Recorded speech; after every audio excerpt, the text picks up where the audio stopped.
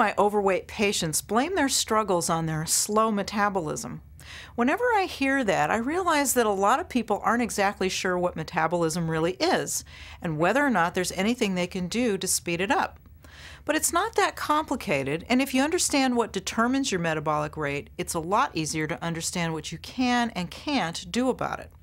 Simply put, your metabolic rate is the number of calories your body uses every day just to keep your vital processes going. Sometimes it's called your resting metabolic rate because it's referring only to those calories you burn at rest to keep organs like your brain, heart, and lungs functioning. And about 75% of all the calories you burn every day are used just for these basic processes. The rest of the calories you use during the day go to fuel your activity and to digest and process your food.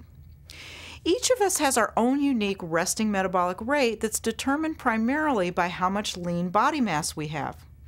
You can think of your body as divided into two parts, the fat mass and the lean mass that's made up of everything that isn't fat, like muscles, bones, and organs.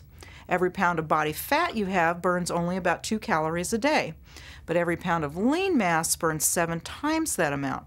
So the more lean mass you have, the higher your metabolic rate. Since a big portion of your lean body mass is made up of muscle, one of the best things you can do to boost your metabolic rate is to do some strength training exercises that will build muscle. This is one of the reasons that weight tends to creep up with age. As people get older, they tend to exercise less and less intensely. So they lose lean mass over time, which drops the metabolic rate.